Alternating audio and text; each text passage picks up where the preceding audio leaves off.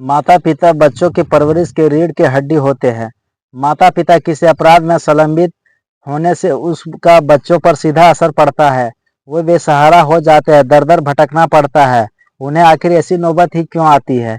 तो चलिए जानते हैं। 27 फरवरी 2020 को कमल अहिरवार अपनी पत्नी नारायणी को उसके मायके पूनम खेड़ी से ससुराल बांस खेड़ी लेकर आया था। खाना खाने के बाद 17 साल की रजनी और छोटी बहन सुरक्षा घर पर ही थी।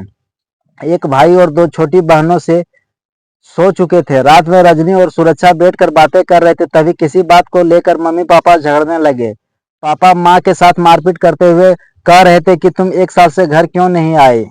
उनको झगड़ते देख हम दोनों बहनों हाथ जोड़कर गिड़गिड़ाते हुए पापा से कहने लगे, पापा मत लड़ो, मम्मी को मत मारो। लेकिन पापा ने हम लोगों की एक ना सुनी। इसके बाद माँ के घर के अंदर ले गए और लाठी डंडों से पीटने लगे।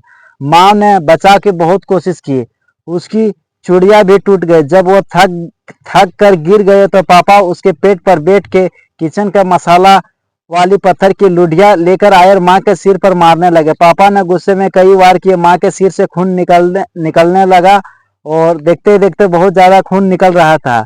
देखते ही देखते उसकी माँ जो है वो मर चुकी थी।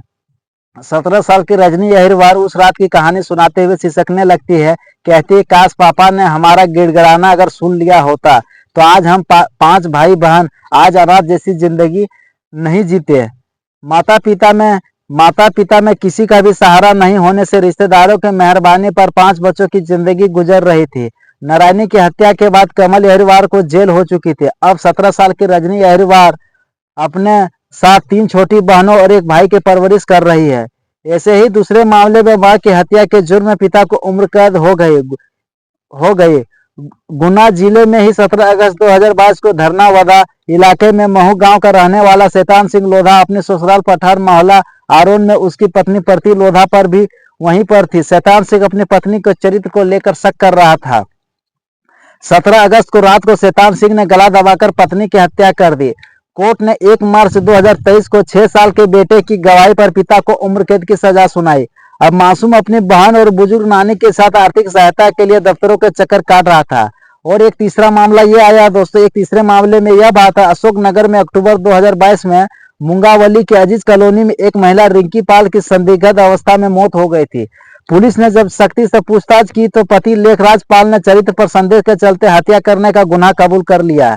बताया जाता है कि पत्नी का मोबाइल चेक करना चाहता था। इसी को लेकर दोनों में विवाद हो गया। मोबाइल छुड़ाते हुए पत्नी ने महिला को गला दबाकर घटना के 6 दिनों पहले महिला ने बच्ची को जन्म दिया था। मां की हत्या होने से 6 दिन के मासूम बेटी के सिर से मां का साया हट गया। अब वह पिता जेल में है और 5 महीने की बच्ची परवरिश का संकट खड़ा हो गया। पिछले कुछ महीने में ऐसे मामले लगातार बढ़ते जा रहे हैं जिनमें माता पिता की गलती की वजह से अपराध होने से बच्चे बेसहारे हो जाते हैं। मध्य प्रदेश के गुना जिले में 44 केस है, वहीं अशोकनगर जिले में 15 और शिवपुरी जिले में 30 केस है। गुन्ना में हाल ही 2 ऐसे मामले कोर्ट का फैसला है जिनमें पति अपने पत्नी की हत्या के आरोप में जेल जा चुके हैं। अब उनके बच्चे के दर दर की ठोकरें खा रहे हैं। गांव कस्बों बड़े बुजुर्गों से यह कहते कई बार सुना कि औलाद अगर गलत रास्ते पर चल पड़े तो उसकी शादी कर देनी चाहिए। शादी के बंधन में बांधते उसे घर गृहस्थी दिखने लगती है। गलत काम करने से पहले वह एक दफा अपने बीवी बच्चों के बारे में जरूर सोचता है। इंसान की सहनशीलता, बुद्धि और धैर्य उसे जीवन जीने की कला सिखाते हैं। कई बार देखने को मिला है कि छोटी छोटी बातों पर गुस्से में आकर ऐसे अपराध हो जाते हैं जिनसे जीवन भर जेल की 4 दीवारी में रहकर पछताना पड़ता है। बिना सोच विचारे किए गए अपराध बीवी बच्चों का अतीम बना देते हैं। अपराधियों के ये बच्चे अपने रिश्तेदार को रहमो करम पर अपना जीवन बिताने पर मजबूर करते हैं।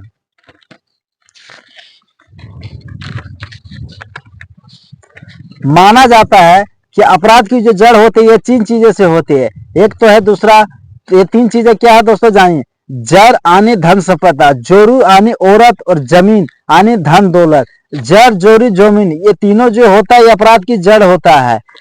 धन दौलत की चाह में लोग बड़े से बड़े अपराध करने से हिचकिचाते भले ही अंजाम कुछ हो।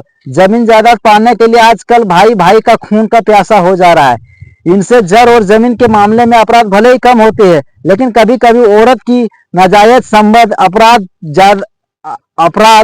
ज्यादा होते हैं। जब पुरुष को पता चलता है कि उसकी पत्नी किसी के साथ नाजायज ताल्लुकात है तो वो मरने मारने पर उतारू हो जाते हैं। मौजूदा दौर पर नाजायज संबंधों की वजह से होने वाले अपराधों की बाढ़ से आ गए, पीछे रह जाता है पछतावा। महिला अपराधों को खास वजह धर्म भी है। धार्मिक कथा कहानियों में हमें यह सीख दी गई है कि महिलाओं पर पुरुष कितना ही जुल्म करे मगर उसे पति का परमेश्वर मानकर चुप रहना चाहिए। लेकिन आजकल की पढ़ी लिखी कामकाजी नारी जब पुरुषों के अत्याचारों का विरोध करती है तो पुरुष का स्वाभिमान आड़े आ जाता है। पुरुष भले ही दो तीन औरतों को साथ रख सकता है, लेकिन अगर वही काम अगर महिला करे तो उसके ऊपर गांव वाले या समाज से उन्हें घृणा की नजरों से देखा जाता है। लेकिन कभी ये नहीं देखा जाता है आखिर उनकी वजह क्या है, उनकी मजबूरी क्या है, आखिर वो गलत कदम किस वजह से उठाया है। अपराध की वजह जो भी हो, लेकिन परिवार में माता पिता द्वारा किए गए अपराध से बच्चे अनाथ हो जाते हैं। बच्चों के सही परवरिश न होने से वह भी नशे का शिकार हो सकते हैं। अपराध की दुनिया की तरफ उनके कदम भी मुड़ सकते हैं। किसी के किए गए गलत कामों पर तुरंत निर्णय के बजाय सोच समझकर निर्णय लेना चाहिए। अपराधी कितने ही सफाई से अपराध का घटना अंजाम दे मगर पुलिस की नजरों में कानून के लंबे हाथों से वो बच नहीं पाते हैं या फिर जीवन भर पछतावा रह जाता है। किसी को खुद सजा देने की जगह कानून का सहारा लेना चाहिए। जल्दीबाजी में अगर कोई निर्णय लेने के बजाय अपने दिमाग का इस्तेमाल किया जाए और दिमाग से अगर हल ढूंढा जाए तो ऐसा करने से अपराध की संभावना बहुत ही कम हो जाएगी। क्योंकि अगर यदि दिमाग से हम कोई चीज हल करते हैं और दिमाग को थोड़ा ठंडा रखते हैं तो शायद आज बहुत से ऐसे घटना घटित हो रहे हैं जहां आपसी परिवार में झगड़ा होकर लोग यहाँ तक कत्ल करने का इरादा बना लेता है और कत्ल भी कर देता है।